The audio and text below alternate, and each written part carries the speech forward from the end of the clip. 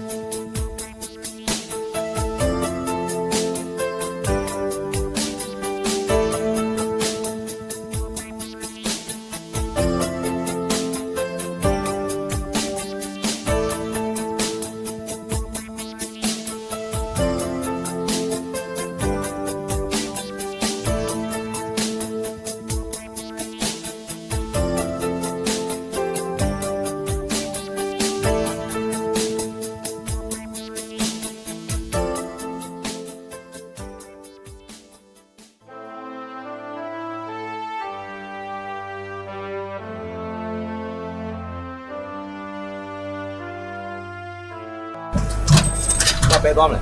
ဘယ်ကိုလိုက်ပို့ပြရမဟုတ်လေဒီမှာသွားမယ်နေရကျွန်တော်မှမသိတာဒီမှာပြောမှကျွန်တော်သိမှာပေါ့ကျွန်တော်လိုက်ပို့ပြရဟော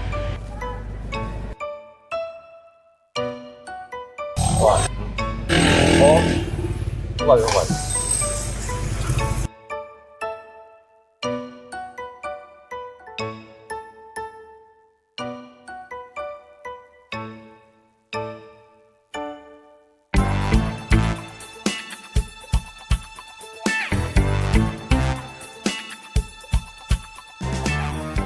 ချို့လူတွေကကျုပ်တို့အိုးဝေသမားတွေကိုထင်သေးကြတယ်ချို့ကြတော့လေမတူတူလို့မတန်တူလို့နဲ့စကားမပြောကြဘူးတကယ်တော့ကျုပ်တို့အိုးဝေသမားတွေကသမာအာဇီဝအလုံးနဲ့အသက်မွေးနေတာဗျာအားမအထင်သေးစရာအကြောင်းကိုမရှိဘူးဘိုးသားတွေအားလုံးကရိုးသားပြီးဖွင့်နေကြတယ်ဗျာအဲ့ထဲမှာရိုးသားဆုံးနဲ့အပွင့်လင်းဆုံးကိုပြပါဆိုရင်ဟောဒီကကျွန်တော်မောင်မောင်အုံးဆိုတဲ့အုံးကိုပြရမှာပဲဗျာ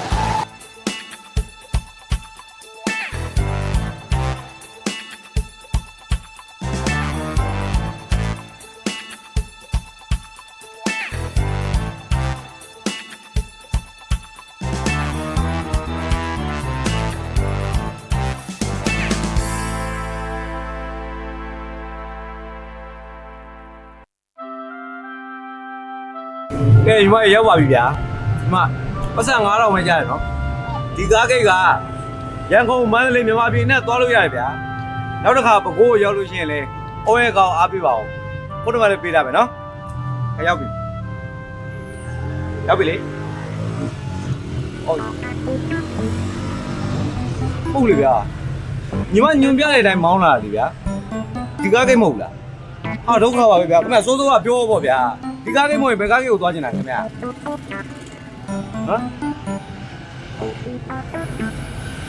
ဟာဒုက္ခပါပဲဗျာခင်ဗျာပြောတယ်ကျုပ်တခုမှနားမလဲဘူးဗျာဟာခင်ဗျာတော့ပတ်စံမပေးချင်လို့အားကြောင်ဆောင်နေရမှာဟုတ်တယ်မလားဘာမဟုတ်ပါလေဗျာကျုပ်ရဲတိုင်းမှာနော်ကျုပ်ကိုလူလေလာမလို့နဲ့ကျုပ်ကြည့်တော့တလားကမနဲ့ကျုပ်ကိုချင်းများမှန်းနေလားကျုပ်ကိုမသိဘူးမထင်နဲ့ဟမ်ဒီမောင်ခင်ဗျာတကယ်စကားမပြောတတ်တာဗျာခင်ဗျာကိုကျုပ်မယုံပါဘူးဗျာဒီမှာခင်ဗျာကိုလေလိုက်ပို့ဖို့လေကျုပ်မှစီမရှိတော့ဘူးနော်ခင်ဗျာကိုတသားတော့အပြင်ခင်ဗျာကျုပ်ကို9000မပေးနဲ့တော့ဗျာခင်ဗျာဆင်းတော့ခင်ဗျာလည်းသွားလို့ရသွားတော့နော်ဟုတ်ပြီလား9000လည်းမပေးနဲ့တော့ဗျာဟော9000မပေးနဲ့ခင်ဗျာသွားတော့ကျုပ်လည်းအာယုံနောက်လာပြီဗျာခင်ဗျာဆင်းဗျာဆင်းတော့အစစ်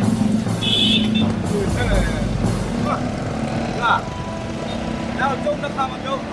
ကျုပ်ပတ်စံလည်းပေးစရာမလိုတော့ဘူးခင်ဗျာအာယုံနောက်လာပြီတော့တော့ခင်ဗျာအေးစိသွားတော့လို့သွားဟောတယ်မမသိ ခင်ဗျာတော်ခတ်ပါဥစ္စာမပေးခြင်းနဲ့ယူကြအောင်ဆောင်းတာနဲ့အားကြအောင်ဆောင်းတာနဲ့အားနေမှမသိ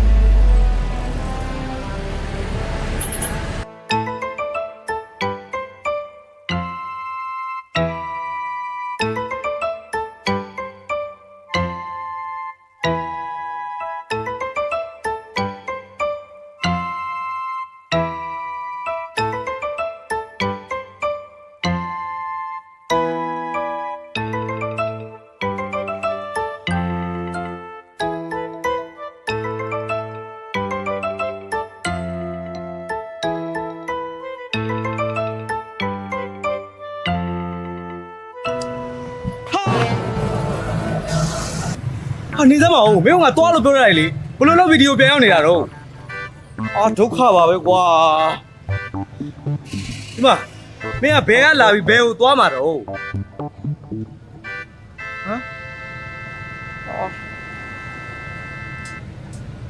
ဒီမှာမင်းကတကယ်ရောစကားမပြောတတ်ဘူးလားဟာအဲ့ဒါဘယ်လိုလုပ်မလဲမင်းနိုင်ကြည့်အောင်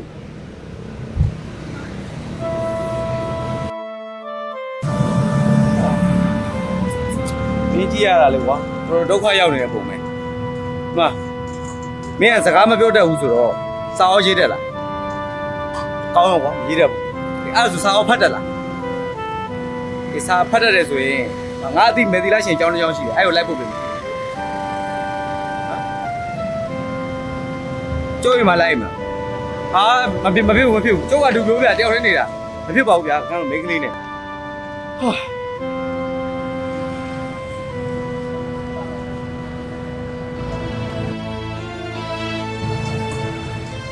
ကဲဗျာဒီတညတော့လိုက်နေဗျာနော်နောက်နေ့ပြန်ပေါ့ဟုတ်ပြီလားဒုက္ခပါပဲ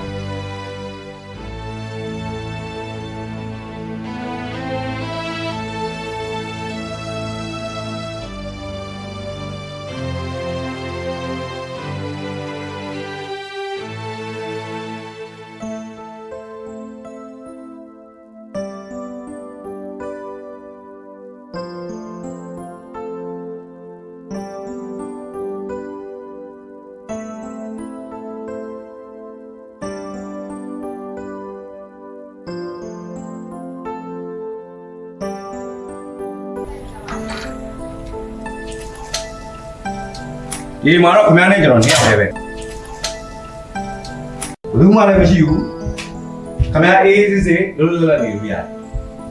အပေါ်ထပ်မှာတော့ကျုပ်အိတ်တဲ့အခန်းရှိဒီညတော့ခင်ဗျားအိမ်မှာပဲအိတ်လိုက်တော့ကျုပ်ကတော့အောက်မှာပဲအိတ်လိုက်တော့အိမ်သားတွေပါသွားကျင်တယ်ဆိုရင်နောက်ဖေးမှာအိမ်သားရှိတယ်ရေချိုးကျင်တယ်ဆိုရင်တော့အိမ်ရှိမှာအုတ်ကယ်ရှိတယ်ခင်ဗျားအိမ်မှာရေချိုးလို့ရ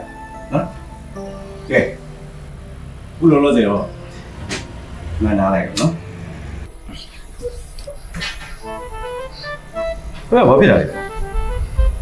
ကျုပ်ကရေချိုးဖို့အိမ်ချိုးတာဩဟာ sorry ဗျာခင်ဗျားမိန်းကလေးဖြစ်နေဆိုတော့ကျုပ်မေ့သွားတယ်ကဲဒီမှာတက်လာတော့ကျုပ်ရေချိုးလိုက်အောင်ဟုတ်ပါ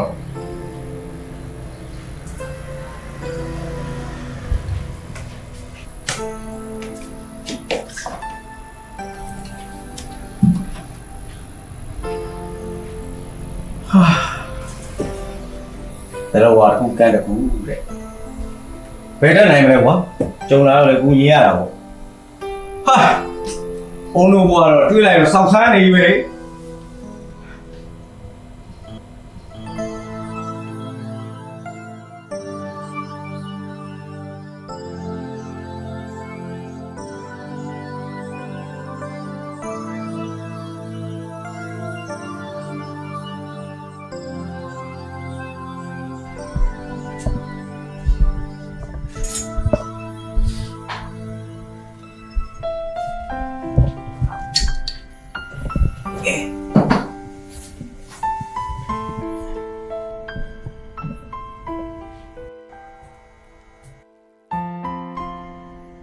ကဲ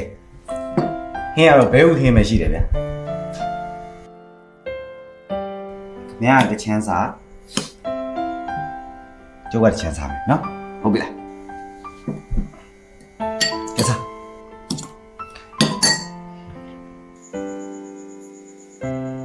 စားလေ ဟာ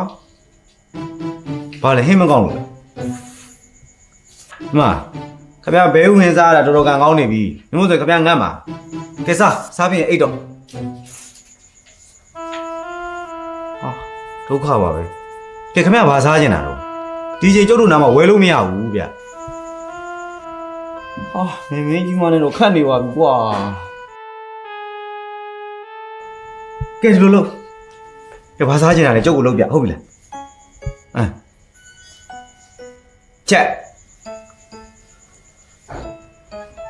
ချက်ခောက်ဆွဲဟမ်ဘာဂါချက်ကြီးဦးမဟုတ်သေးဗျလက်ဖက်တော့မဟုတ်ဗျချက်သားစီချက်ခောက်ဆွဲအော်ကကြည့်ကြဘုံမနေကြီး짜장면.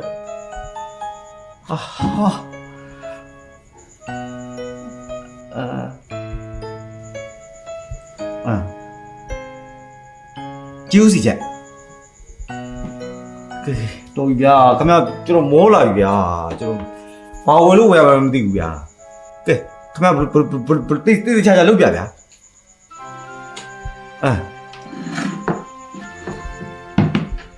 에이.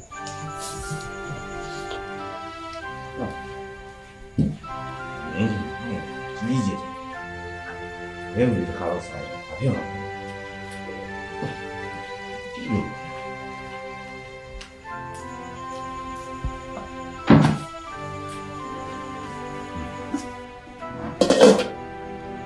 ကြည့်နေပါလေလုပ်ပြပါဟုတ်တယ်ထဲအော်တိပြီခေါက်ဆွဲပြုတ်ကိုပြောတာဟုတ်တယ်မလားတိပြီခဏဆောက်တောက်ပြီမယ်ဟုတ်ပြီလားနော်မင်းလည်းသာနောက်တည့်ရက်နေလို့ရှိရင်လေငါအယူတော်ရောက်သွားနိုင်တယ်သိလားမင်းကြီးကကြီးကျယ်ကျယ်နဲ့ဘဲဝင်လေးစားတာတောက်ပြီမယ်တော့ဖြစ်နေတာတော်တော်ဖြစ်နေတာ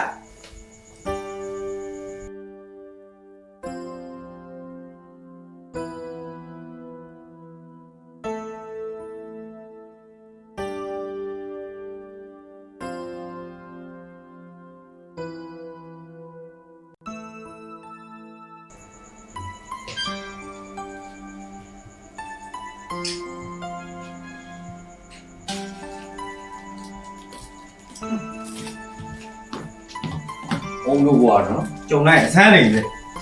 ကဲဒီမှာမင်းကြီးမမင်းပြောတဲ့ကြက်ခောက်ဆွဲတော့မရလားဘဲခောက်ဆွဲတော့ရလားနော်ရော့အဲ့ဘဲခောက်ဆွဲမစားချင်ဘူးဆိုလို့ရှိရင်ဘဲဝင်မဲ့ပြန်စားဒါပဲရှိတယ်ဟုတ်ပြီလားတထုပ်ရင်းနဲ့ဘိုက်မဝဘူးအော်မင်းကြီးမရဲ့တရေတစ်ပတ်များဝင်စီးနေလားမင်းတယောက်တည်းအဲ့လောက်တော့စားမလို့လားအော်ငါတော့ရတယ်ငါမစားဘူးငါမကြိုက်ဘူးမင်းမစားဟုတ်ပြီလားကြီးကျယ်ကြီး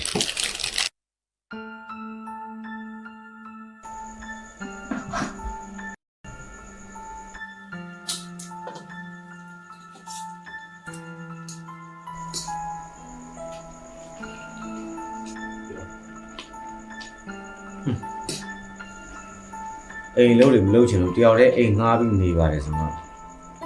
ဟာမဒင်းလုံးတွေလိုက်လို့ပြီးနေကဲစား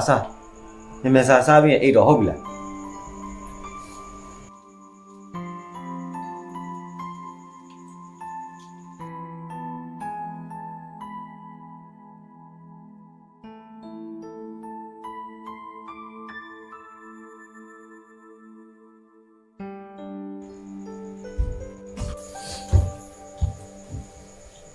စား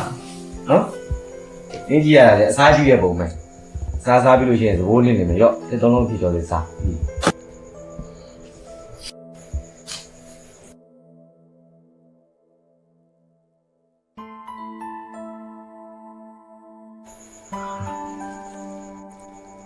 ဒီညပါပဲ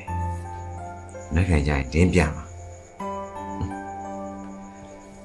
တိခံအောင်ရေတိခံဒီညပဲ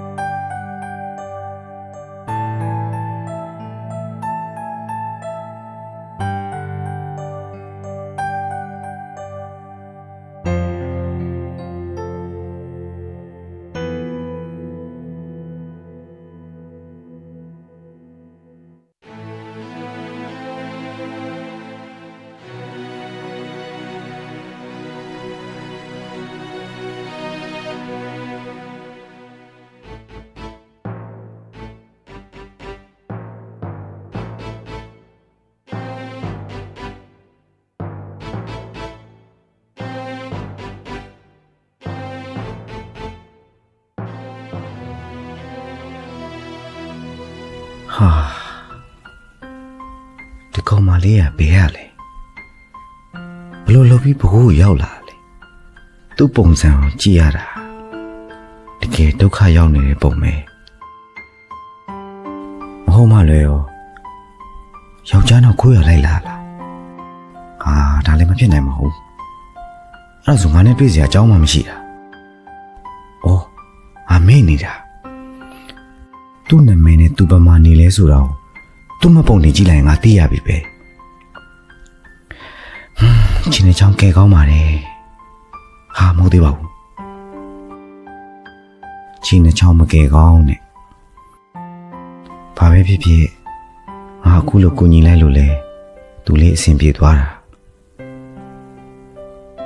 ချင်းနေချောင်းကဲလိုက်လို့အုံဒီတခါတော့ကန်ကောင်းမှာပါတင်းလည်းမနဲ့ကြရင်ပြန်ပါပြီ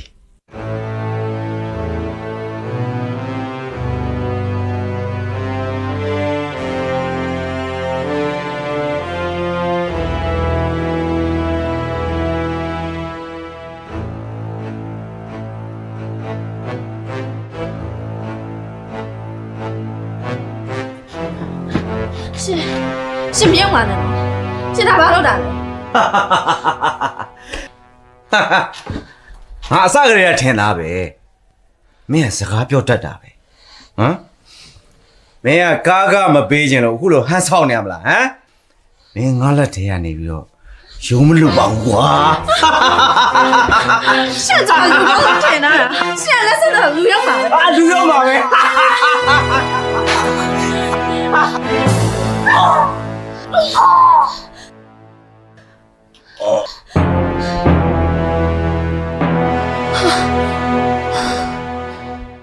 ငါအိမ်မဆိုရင်မှတ်နေရပဲ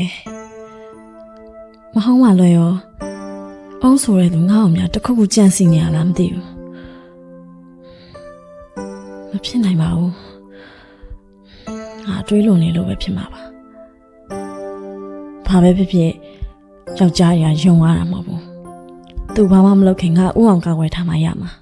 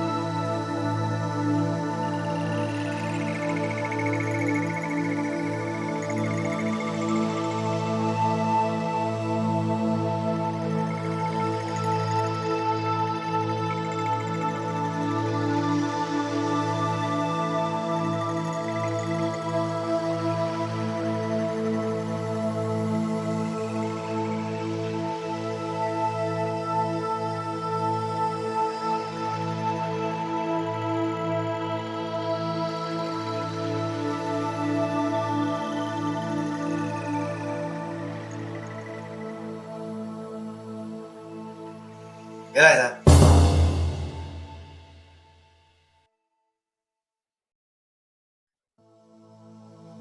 မင်းကဘာလုပ်လဲဟမ်မင်းငါ့ကိုတစ်ခုလို့ကိုကြံစီနေမလားမင်းကမကောင်းဘူးတစ်ခုခုကျူးလွန်ပြီးတော့ဒီကိုရောက်လာမလားဟမ်အော်မသိဘူးမထင်နဲ့ဟဲ့ဒီမှာမင်းကငါစိတ်မဆိုးချင်ဘူးဆိုရှင်မင်းငါကအကျွေး9000ပေးလိုက်ဟာအဲ့ဆိုရင်ငါနဲ့စိတ်မဆိုးတော့ဘူးငါ9000ပြန်ပေးလိမ့်နော်ငါ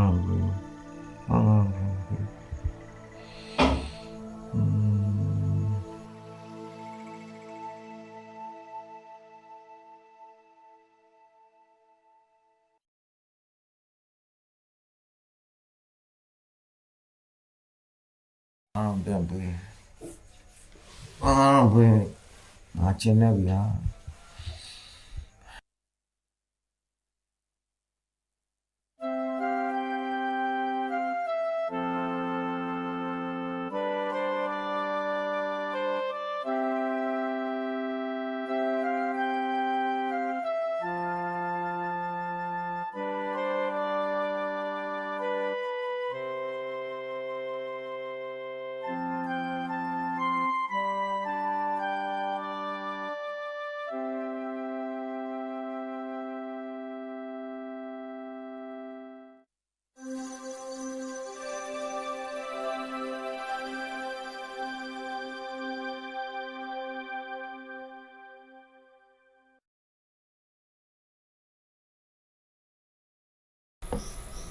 ဟာ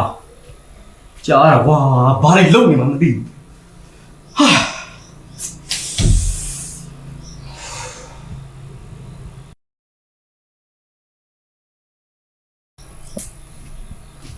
အော်ကဲမင်းမလားစင်မရတာလေးလုပ်နေနော်ကျုပ်ကတနေ့လုံးမတက်နေစားတာမင်းမလားကဲခမ ्या ကိုစောင့်နေတာနဲ့လေကျုပ်အော်ဒါနှစ်ခုတော့လွတ်သွားတယ်ဗျအဲ့တော့ဒီနေ့အုံနာကြီးမပြည့်နိုင်လို့ချင်းခမ ्या ရောက်မယ်အော်မငါမဟုတ်နေပြီမပါဘူးလားဟုတ်တော့ဟုတ်နေပြီမပေါ်နေမပါဘဲနဲ့ခီးသွားလို့မရဘူးဆိုတော့မင်းမသိဘူးလားဟမ်ထင်တော့ထင်ပါလေမနေ့ကတည်းကမင်းကမသိငါဖြစ်နေတာမင်းပြင်းမှုတစ်ခုခုကျူးလွန်ပြီးတော့ဘကောမှလာနေနေမလားဘာမဟုတ်ပါလဲမင်းကြီးကတာမဟုတ်ဘူးနော်ကြီးကြက်လုံးငါ့ဘာတိုင်ပတ်နေမယ်ငါအမှုပါမလုပ်နဲ့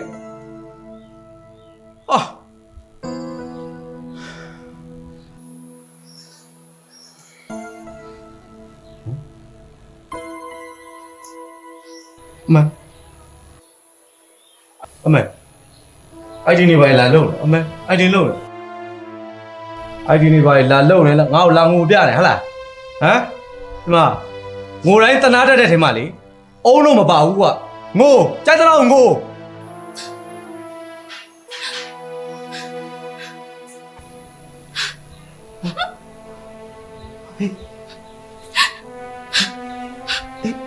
မလေကွာတိတ်မလုပ်နေနဲ့လေဘိုးကန်ကြောင်းအောင်မယ်ဟာဒုက္ခပါပဲကွာဘိုးကန်ကြောင်းငါးမျိုးလိုက်ကျင့်နေတယ်ထင်တယ်ဦးမယ်ကဲတော့မငုံနဲ့တော့နော်ကဲအဲ့ဒါမျိုးငါလိုက်ဖို့ပြင်မယ်နော်လာပါလေမပြန်ဘူးမပြန်လို့မရဘူးလေဒီကငါပိုင်တဲ့အိမ်မဟုတ်ဘူးငါအိမ်ငါနေတာပြီးတော့ငါတနေ့လုံးမှတနေ့စားတာမင်းကငါတင်ကျွေးမထားနိုင်ဘူးဒီတ냐အိတ်တာတော့မင်းလွန်နေပြီနော်ကဲအော်မယ်လားပြန်ဖို့ပြင်မယ်ပြန်ရမယ်လို့မပြန်လို့မရဘူးလို့လာလို့ဟာဒုက္ခပါပဲကွာစိတ်တွေညစ်လာပြီကွာဘလို့ကောင်မလေးမသိဘူးအောင်ရေအောင်ဗျာအောင်ရေဒုက္ခပါပဲကွာဟေးငါမရှိဘူးပြောကြားလားဟောငါလှုပ်ခိုင်းနေတိုင်းလို့အင်းရှင်းမှာဧည့်သည်ရောက်နေတယ်ငါမရှိဘူးလို့ပြောလိုက်နော်မပြောတဲ့လက်ဟန်ချင်းနဲ့ပြောလိုက်ဟာနော်ဒီမဲ့ပြောကြောင်တုံနဲ့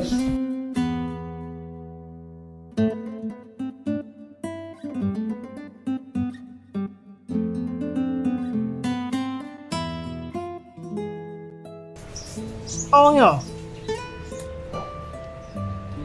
အောင်မရှိဘူးလားနေစမ်းမအောင်နင်ကငါ့ကိုစကားမပြောဘဲနဲ့ခြေဟန်လက်ဟန်တွေပြောနေဘာလဲနင်ကစကားမပြောတတ်ဘူးအောင်နဲ့နင်နဲ့ဘာတော့တာအောင်ဆိုတဲ့အကောင်ကတော့လေမိန်းမကြတော့အိမ်ပေါ်ကိုခေါ်ပြီးတော့တင်လာတယ်ငါအိမ်လာကကြတော့မပေးချင်ဟဲ့နင်ယောက်ျားကိုပြောလိုက်ဒီလကုံမအိမ်လာကမပေးဘူးဆိုရင်အိမ်ပေါ်ကစင်ကြားလားအဲ့အုံးဆိုတဲ့ကောင်ကတော်တော်ကိုလူလေကြတဲ့အကောင်အေးငါအိမ်လာကမပေးလို့ကတော့ငါနဲ့တွေ့ပြီဆိုပါ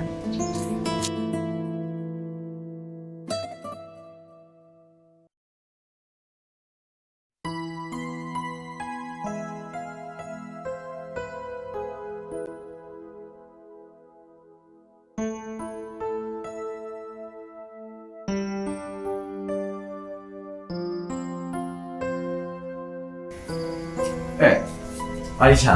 ကာဒီမှာသွားပြီအမလေးတော်သေးတာပါအဲ့ဖွားကြီးတော်တော်အပေါက်ဆိုတာဒီလောက်ကောင်အင်းလားကမပေးနိုင်လို့ရှိရင်ငါဒီအိမ်ကဆင်းရမှာကွာဘုံကကြုံလိုက်ရင်ဒီတိုင်းပဲဘယ်လိုလုပ်အောင်မသိဘူး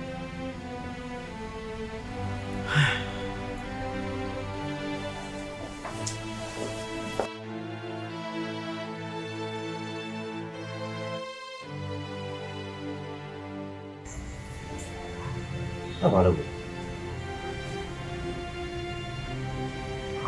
မလို့ချင်ပါဘူးဟာအိမ်လာကတော့ငါ့ဘိုင်းကရှာပေးနိုင်ပါလေဟာမလို့ချင်ဘူးမအုံတော့ဘွားမှာလေသူများပတ်စံကိုအလကားဘယ်တော့မှမယူဘူးပြန်သိမ်းထားလိုက်နေရ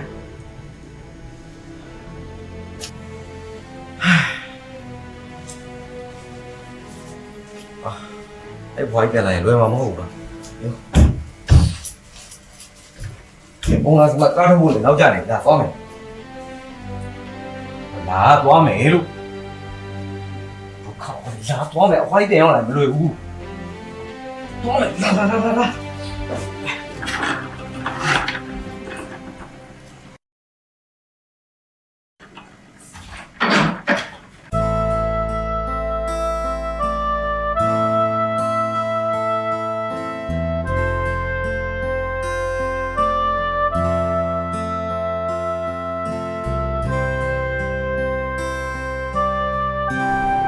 အမေရန်ကုန်ပဲတော့မန္တလေးပဲတော့ရှင်းနာမှာကားမတိုင်ရှိတယ်မှန်းသွားလို့ရတယ်နော်ကဲစင်းလေစင်းပါစို့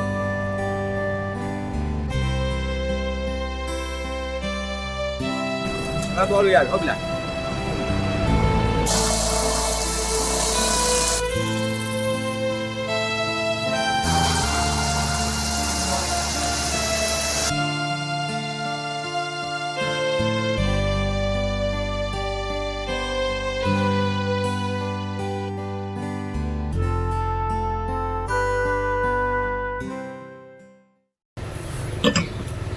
မင်းတို့နေရက်ွက်ထဲမှာတော်တော်ပြန့်နေပြီနော်ဟာဘာလို့ပြရနေရလဲငါဘာလုပ်နေလဲယူးရအောင်ဆောင်နေတယ်မင်းတို့နေကအကုန်ကြားပြီးသွားတယ်မင်းမဖူးလာရင်လို့ ဟာပေါ့ရှာကွာငါဘယ်ကမိမကိုခိုးရမှာတော့ မင်းကတော့လိမ်နေလဲရအောင်မင်းအိမ်မှာရေထုံးဝေတော့ကတရက်ကွက်လုံးပြအောင်ပြောပြီးသွားပြီဒါလည်းနေအောင်မင်းကောင်မလေးပဲရတယ်ဘူးပါပဲ ဟာလူတွေကလည်းကွာအာနေတန်းရှာနေရမဟုတ်ဘူးရဖို့ကိုလိမ့်ပြောင်တော်တော်ပြောတတ်တာပဲဒီမှာအာမိမခိုးလာတာမဟုတ်ဘူးကွာငါလူကယ်လိုက်တာ ဟောင်းမစကကြီးတွေပြောနေပြန်ပြီမင်းမခိုးပဲနဲ့ဘယ်မိမမင်းမတက်လာမှာတော့ ဒီမှာတွတ်ပြီငါပြောတာလဲစိုးအောင်နားထောင်သမ်းပါဦးအဲ့မိန်းကလေးကိုငါကားဂိတ်ကိုပြန်ပို့လိုက်ပြီကွာအခုဆိုလို့ရှိရင်ရန်ကုန်ဓာတ်မွေးမန္တလေးတို့တောင်ရောက်နေလောက်ပြီ ဒီပေါ့ကွာမင်းပြောတော့လေမင်းစကားပေါ့ဒေါငွေတိုးပြောတာမှန်တယ်ဆိုလို့ရင်တော့မင်းကတဝိုင်းမဲတော့ စိန်လိုက်လေကွာစိန်လိုက်နော်မင်းပဲကျွေးရမလားငါပဲကျွေးရမလားဆိုတော့ကြည့်ကြသေးတာပေါ့ ကြိုက်ပြီလေဟဲ့ဒီလက်ပိတ်ကိုစင်ရအနေနဲ့မင်းပဲရှင်းလိုက်တော့တုတ်ပြီဆိုတဲ့ကောင်ကမပိုင်ချင်အောင်မရဘူးကွာ အေးကောင်းပါလေနော်အော်ဒါမကောင်းအိမ်လားကမပေးနိုင်ပါဘူးဆိုမင်းကတမျိုးကဲတောက်မျိုးစို့နော်သဘိုးနေပြီးရှော်ပါလေအေးတာပဲ ဒီပါကွာ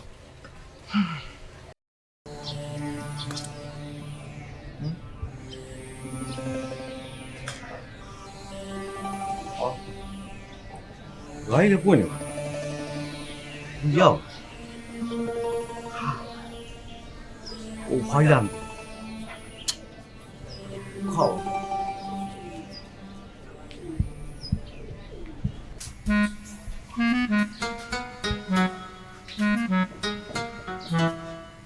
အလေ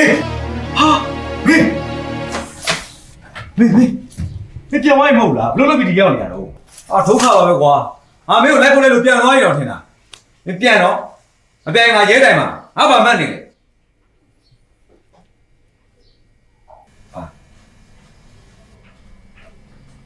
ငါရုပ်ပဲဟောဒီမှာ ငါမင်းထင်တယ်လို့မယိုးသားဘူးကွာနေတော့နေတော့ဒါငါအင်ကြီးနေမလား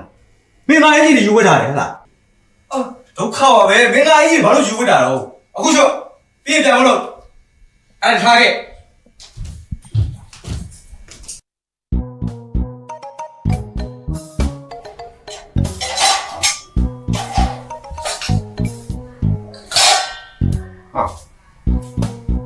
အော်ရတယ်ငါရင်ဒု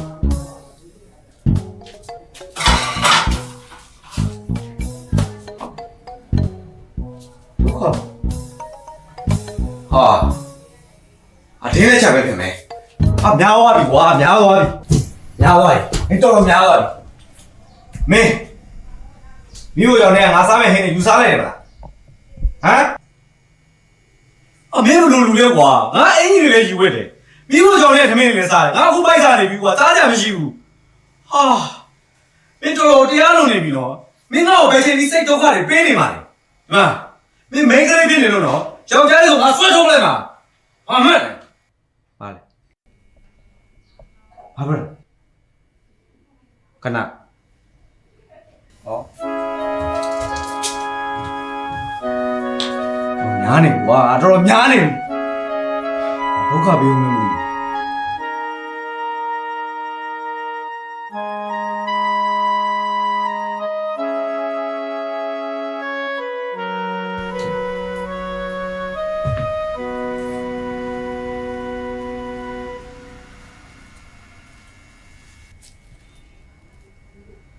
ဘာရမင်းဝဲလား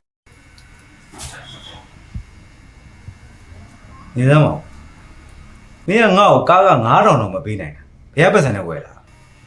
မင်းသူများစီကတော့ခိုးလာ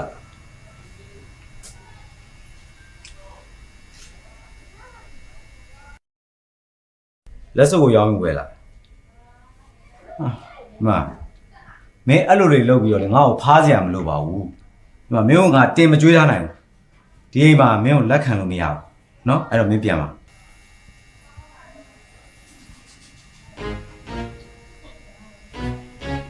ဟေး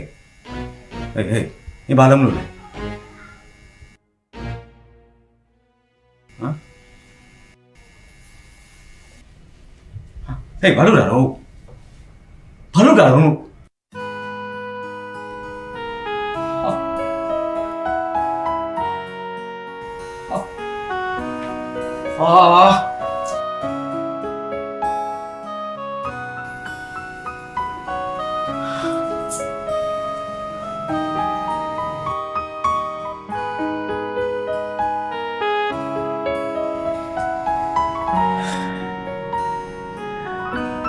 နေကွာနေမင်းနေကျေသဘာဆိုလဲနေဟုတ်ပြီလားဒုက္ခပါပဲကွာငါလည်းဘာလို့လောက်ရမှာမသိ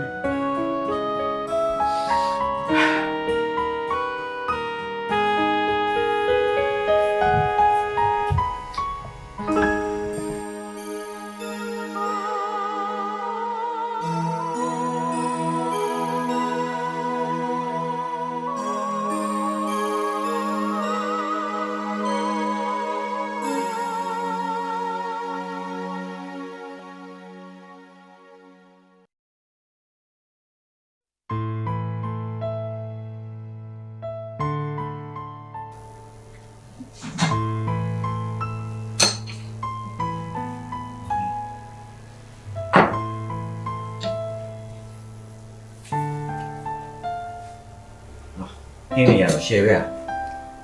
ဒီလိုမျိုးမစားရတာတော့ကြာပြီကဲမစားအော်မင်းစားပါမဟုတ်ပါဘူးမင်းမဲရင်စားပါကဲငါပဲရင်စားတော့မယ်နော်မင်းလည်းစားဟုတ်ပြီလားအော်နေရောမင်းကဧည့်တယ်ဆိုတော့ကျွေးပကန်းနဲ့စားပေးကောက်အဲ့ဆို哦，老爸，我爱吃龙的啥的家伙来，哎，就给他的啥？红米，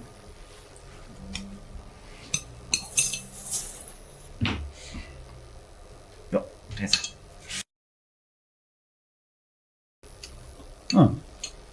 哦了，哦，别我，啥都光了。လူလက်ရမျိုးလေတော်တော်လုံးစားရင်ဘလောက်တော့ကောင်းလိုက်မလဲ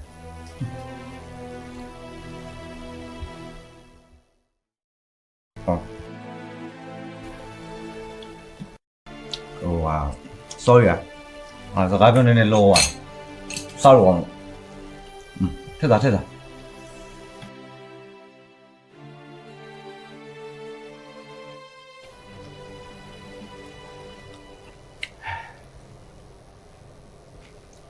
အခုလိုလဲရမစားတော့လေငါမိလေးအောင်ငါတတိယရ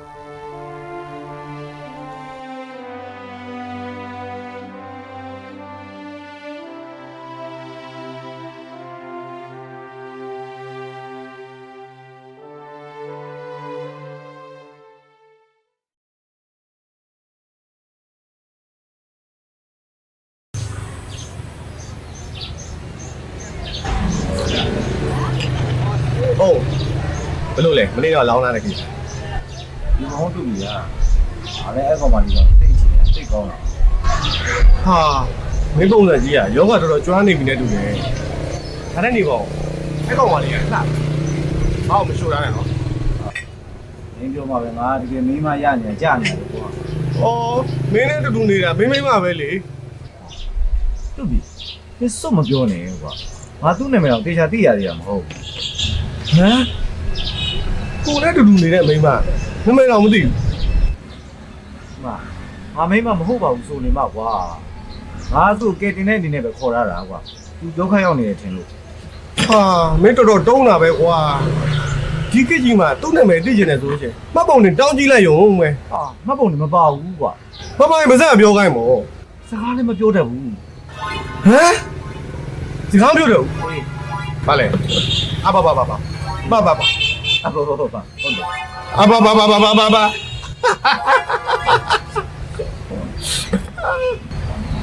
အိုးတော့ကြုံလိုက်အစမ်းကြီးပဲကွာမင်းသူ့နာမည်တော့သိမှရမှာအဲ့တော့ဒီလိုလုပ်တင်ကြင်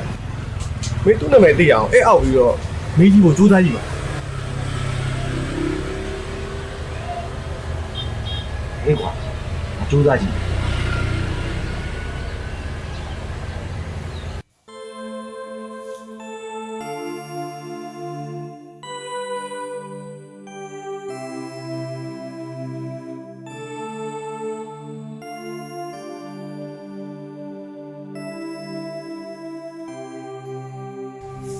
မင်းနာမည်ဘယ်လိုခေါ်လဲ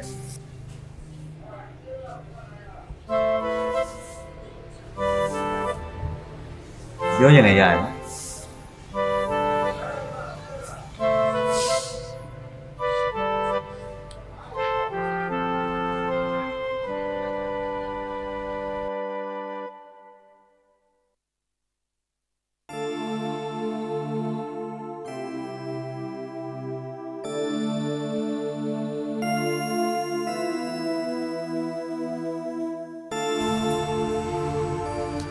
ဘာလို့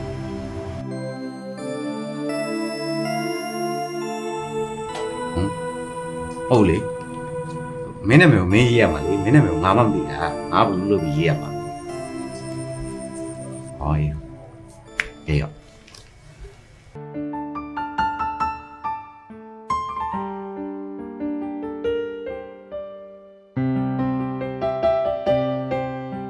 ဟာငါရင်နေဘာဖြစ်နေရလဲမဟုတ်မှလည်းငါရင်နေခုန်နေတာပဲဒါချစ်လားဒါချစ်လား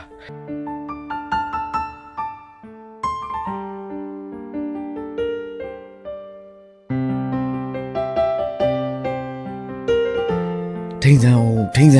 မင်းဘာမှမဖြစ်အောင်ထိန်စမ်း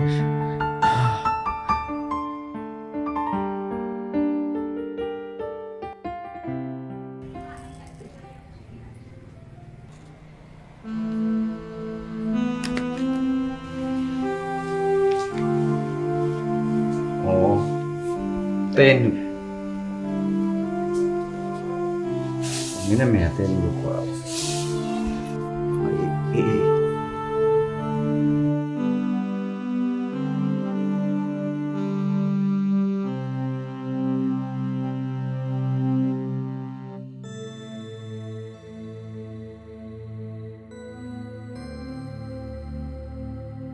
ငါ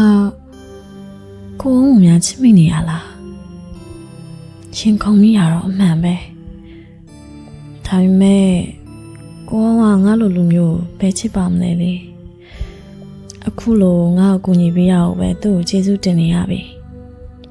ကိုယ်လိုရိုးသားတဲ့သူနဲ့တွေ့ရတာငါတို့တော့ဖျားပေးရစုပါပဲလေဟာငါဘာစဉ်းစားနေမိပါလဲဟို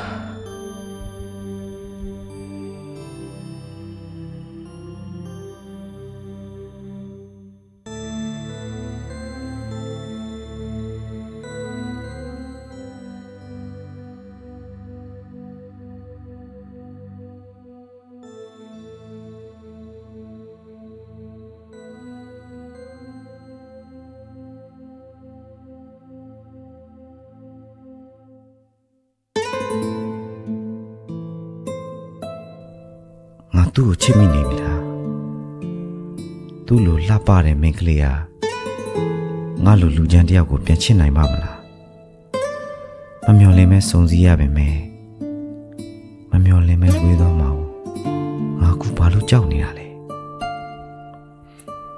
အချစ်ရဲ့ခံစားမှုဟာဒါလားငါကလေးကလာအတွေ့တွေးနေမိပြန်ပြီဘယ်ဟာဘယ်လိုရောက်လာမှမသိတဲ့မိန်းကလေးတယောက်ကိုချစ်မိနေတာမင်းယူနေလို့ပဲအုံးကြီးဟာ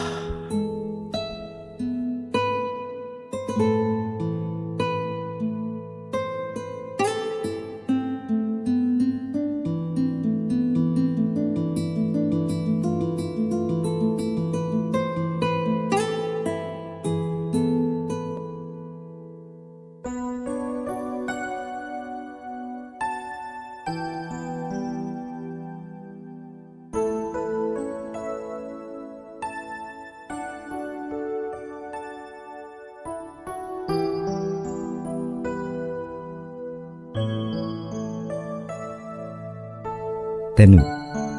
ငါမင်းတို့မနှက်စာဝယ်ထားခဲ့တယ်ပကံစင်ပေါ်မှာ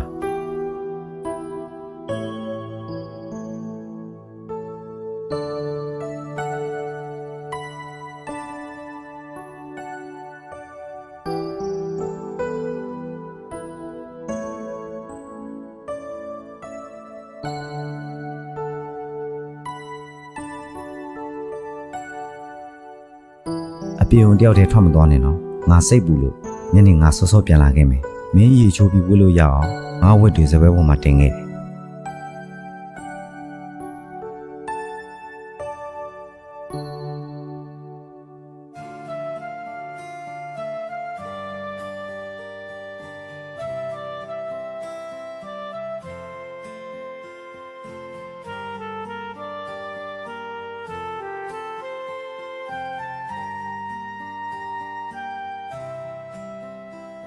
ရေကိုကြားမချိုးနဲ့နော်နေမကောင်းဖြစ်လိမ့်မယ်ငါအင်းကြီးတွေကအမွှေးနဲ့မပါပေမဲ့မင်းအတွက်လုံခြုံမှုပေးပါလိမ့်မယ်အိုး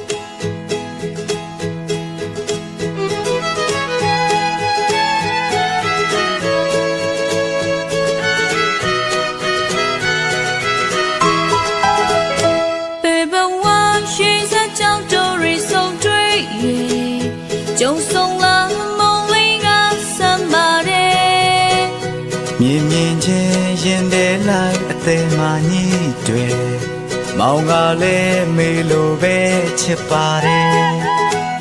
ကျူနကိုနိုင်ရှိတဲ့သူစားကြောင့်ကိုစုံလာတဲ့ဇလာလေးစမုံရဲ့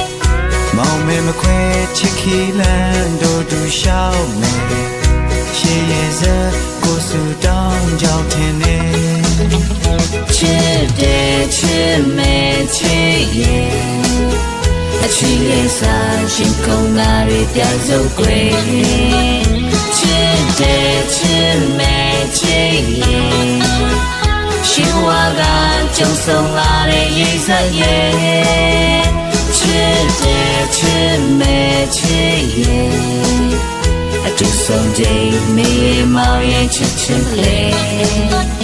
ချစ်တဲ့ချစ်မဲ့ချစ်ရဲ့ရှိဘွားကကြုံဆုံလာတဲ့ရေးစရဲ့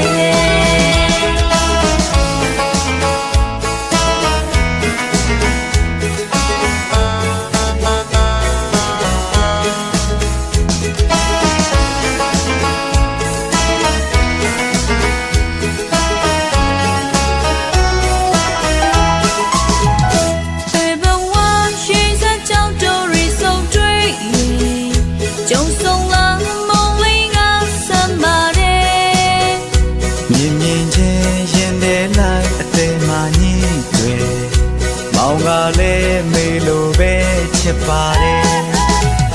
ကျူနကိုနိုင်ရှိတဲ့ပူဇာကြောင့်ကွယ်ဆုံးလာတဲ့ဇလာလေးစမုံရဲ့ မောင်မဲမခွဲချစ်ခီလန်တို့တူရှောက်မယ်ရှေးရစကိုစုတောင်းကြောင့်ထင်နေ ချစ်တဲ့ချစ်မဲ့ချစ်ရဲ့အချီရဲ့စာရှင်ကုန်လာတဲ့ပြစုံကွယ်ချစ်တဲ့ချစ်မဲ့ချစ်ရဲ့ရှင်ဝါကကြုံဆုံးလာတဲ့ရေးစက်ရဲ့ချစ်တဲ့ချစ်မဲ့ချစ်ရဲ့အတူဆုံးချိန်မေးမောင်ရဲ့ချစ်ချစ်လေးချစ်တဲ့ချစ်မဲ့ချစ်ရဲ့ရှိဘဝကကြုံဆုံးလာတဲ့ရေးစက်ရဲ့ရှိဘဝကကြုံဆုံးလာတဲ့ရေးစက်ရဲ့ရှိဘဝကကြုံဆုံးလာတဲ့ရေးစက်ရဲ့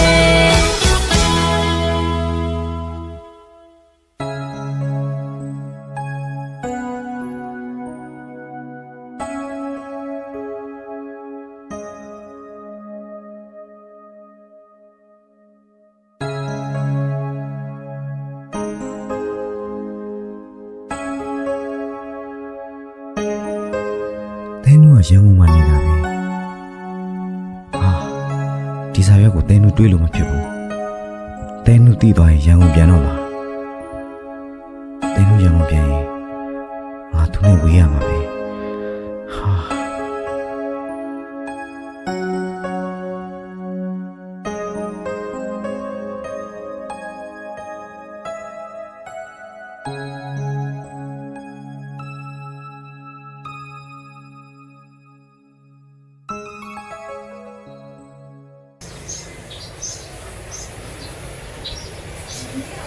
တူပြီမင်းရစကားပြောဘူးလား ဟာပြောဘူးတာဗောဟာငါမိမောင်ငါရည်စဲစကားပြောလို့ငါသူနဲ့ရတာလေကွာထူးထူးဆန်းဆန်းဗာလေမင်းရည်စဲစကားပြောကောလားဘာတူလဲဟိုအပါပါ တူပြီအဘာလို့တော့မပြောပါနဲ့ကွာသူခင်ဗျမွေးရပါပါရမီမကောင်းလို့စကားမပြောရတဲ့ အော်မတေဟုတ်ပါလားယောဂတော်ကျွမ်းနေပြီနဲ့တူဗာလေမင်းတို့ရည်စဲစကားပြောမလား ဟုတ်တယ်ကွာငါတို့မခွဲနိုင်တော့ကွာငါတို့ချင်းပြီးတော့သူငယ်ကသူ့ကိုပြောကြညာတာ တော့ဗျာ ကွာရောင်ကြီးကြုံမှနေတာကွာသူ့နာမည်ကတဲနူ သူကဘကိုးဘလို့ရောက်လဲ ဟုတ်တော့ငါလည်းမသိ အဲ့ဒါဆိုတော့မင်းပြောလိုက်တော့ကွာတော့ကြာသူမိဘဆွေမျိုးတွေကသူ့ကိုတွေ့သွားလို့ရန်ကုန်ပြောက်သွားရင်မင်းပဲချိန်ကြီးဖြစ်နေမှာ ဟာ အခုပဲပြောလိုက်တော့ကွာ ကျေးဇူးပဲတကယ်ချင်းငါအခုပဲဖွင့်ပြောလိုက်တာရှင်းမယ် အာနေအရှင်းလိုက်ဒီကတော့အိုးရသမားချင်းချင်းစာနာနေနေပြအောင်ပေါ့ တော်ကျေးဇူးပါဗျာအေး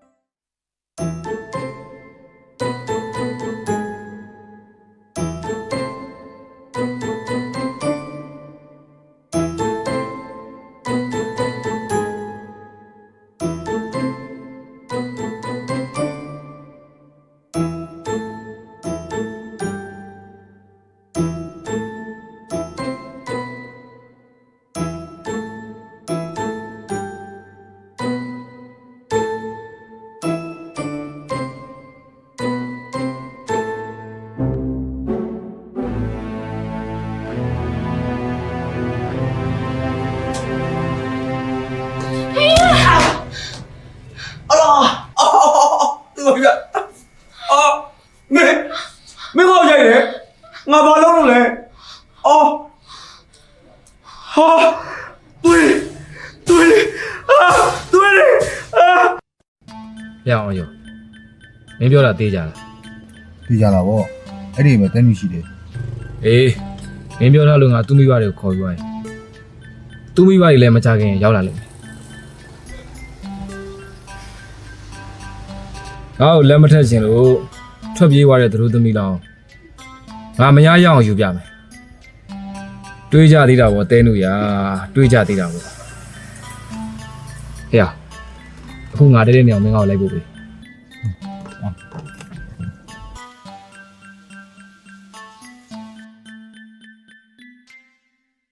မသေးကောင်းမပြောက်ကွာဟာ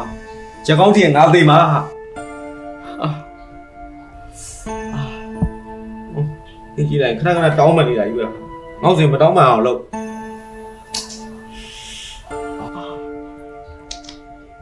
တဲနုရေ ဟာခဏလေးသွားကြည့်လိုက်နော်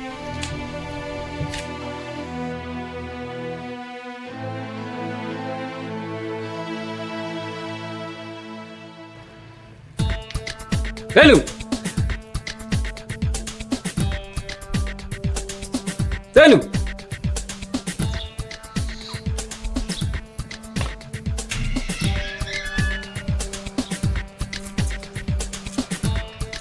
ဒီကောခင်ဗျားတို့ကဘယ်လိုလဲ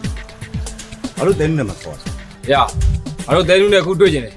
တဲနုဒီမှာရှိရမလား တဲနုမရှိဘူးဆိုရင်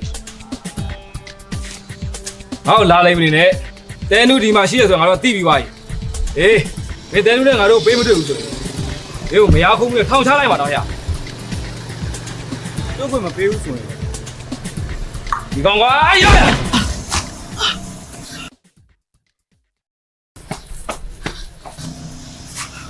ရှင်တို့တော့ဘာမှမလုပ်ကြနဲ့နော်။ငါ့ချမနဲ့ကရှင်တို့ထံလို့။ဟောချမကိုခိုးတာမဟုတ်ဘူးနေထားတာ တဲနုမင်းစကားပြောတယ်ဟာကွာမင်းကဘာလို့ညာလာလဲ ရလေအခုမှငါရှင်းမှလာပြီးရမ်းလိုက်တယ်မပြနဲ့တဲနုနေငါလိုက်ခဲ့ခု ။မလိုက်ဘူး။နည်းနည်းတေးအောင်ပြန်မလိုက်နိုင် ဟဲ့လူ तू ကမလိုက်ချင်ဘူးလို့ပြောနေတယ်ငါဘာလို့စွတ်ခေါ်လဲ ဖေရ तू ကငါနဲ့လက်ထပ်တော့မဲ့သတော်သမီးလောင်းကွာမင်းလို့ကြောက်ဘူးလီကောင်မဟုတ်ဘူးမင်းလို့ကြောက်ဘူးလီကောင်မဟုတ်ဘူးရ ဘယ်ပါစကားပြောလဲပါစကားပြောလဲ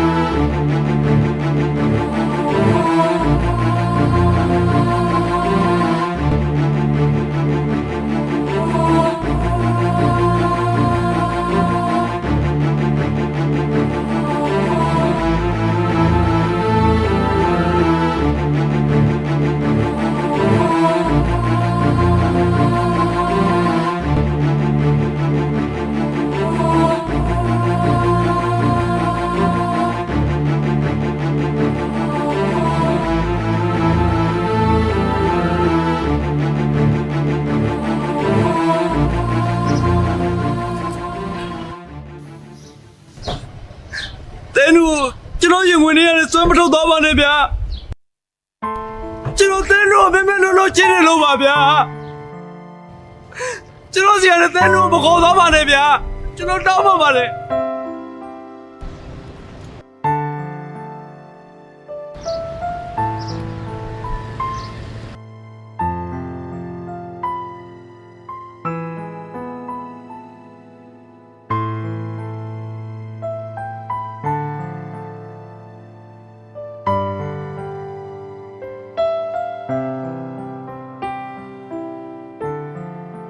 တဲနူကျွန်တော်မခေါ်သွားပါနဲ့ဗျာကျွန်တော်တောင်းပါပါလေ အဲ့လိုရှိခွင့်မတော့ပါဘူးဒီချစ်ခဲ့ပြီကျွန်တော်ခွင့်လာ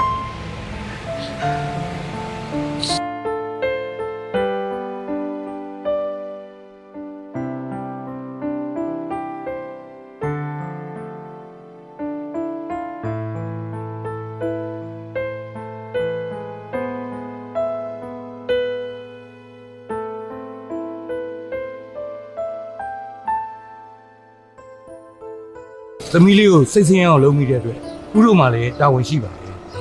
သမီးလေးမှတ်တော့မစွန့်ရအောင်စောက်ရှောက်ပေးတဲ့အတွက်ဒီကသားကိုကျေးဇူးတင်ပါတယ် ကျေးဇူးတင်တယ်ဆိုလို့ရှိရင်လေတဲနူကိုကျွန်တော်စီမှာထားခဲ့ပေးပါလား ဒါတော့သမီးလေးသဘောပေါ့ပဲ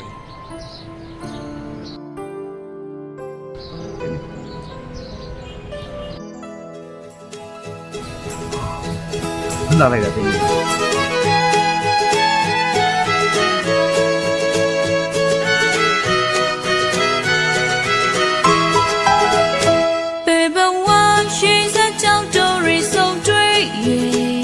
就送了梦里个什么的，绵绵间眼泪来在马尼对，毛伢嘞没路呗七八的。就那个那些的路上交汇，送了的送了嘞什么耶？毛妹妹快吃起来都都小妹。夜夜热，过树当朝天嘞。吃的吃没吃耶，去夜山星空那里叼走归。吃的吃没吃耶，是我个就送来的一三夜。吃的吃没吃耶。就送这美貌也吃吃嘞，吃的吃没吃耶，是我个就送来的一三夜。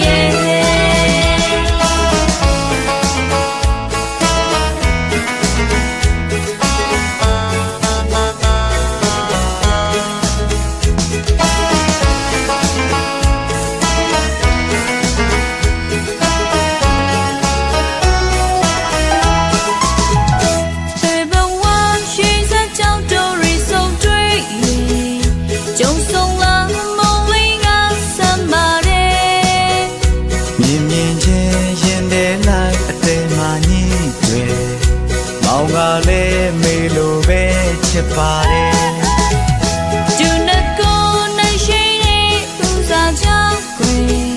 送了的送了嘞什么耶？毛妹妹快吃起来都都小妹，夜夜热过树当朝天嘞。吃的吃没吃耶，去夜山星空那里叼走归。吃的吃没吃耶，是我个就送来的一三夜。吃的吃没吃耶，就送这美貌也吃吃嘞。吃的吃没吃耶，是我个就送来的一三夜。